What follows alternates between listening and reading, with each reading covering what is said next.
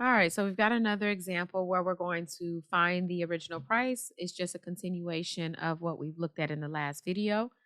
This time, I want you to see if you can solve the problem on your own. So we have a pair of running shoes that's on sale for $125.99.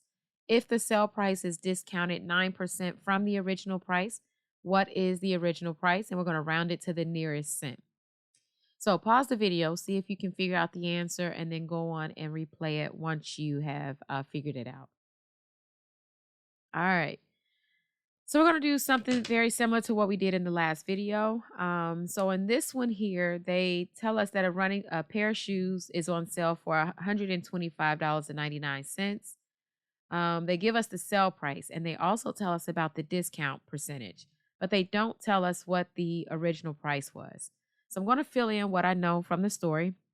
The sale price is $125.99, and the discount is 9%.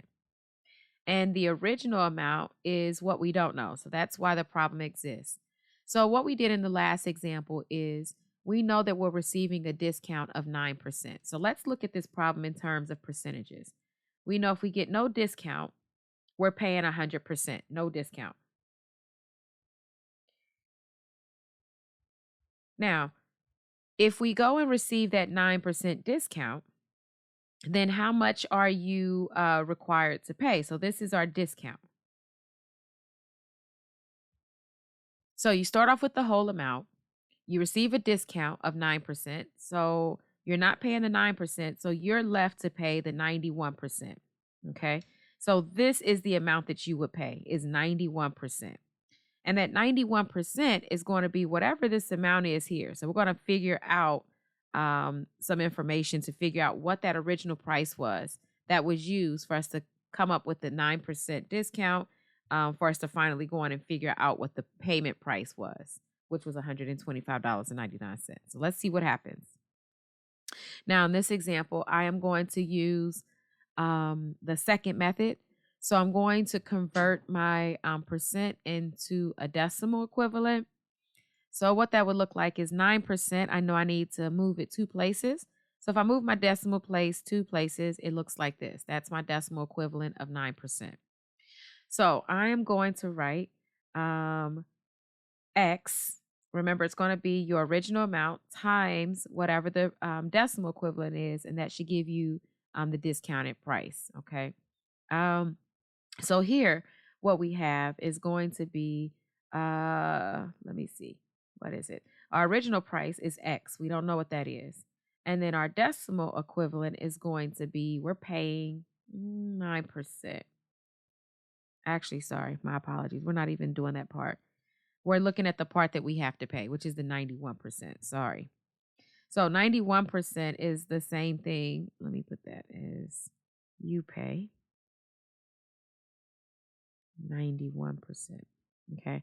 So 91% converted into a decimal equivalent is going to be the same thing as 0.91. Okay. So I've moved my decimal place two places to the left.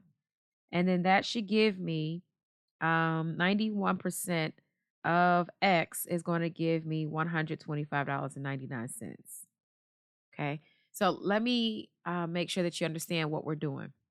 What we're saying is we're not paying 100%. They've given us a discount. We are paying 91% of the original amount, which was X. And that's what we're solving for. And that is going to give us a payment price of $125.99. Okay. So let's see what happens now. The first thing I notice is that X is not isolated, it's not by itself, it is being multiplied. So, in order for me to get rid of that, I would need to divide both sides by 91 hundredths. So, I'm going to divide both sides by 91 hundredths, and that cancels this out. So, now I'm left with X being equal to whatever 125.99 is divided by 0.91. All right. So what we have to pay, I'm sorry, the original price was $138.45. And I am rounding that. So remember, look at your right hand man. It is four less, so that will stay a five. So $138.45.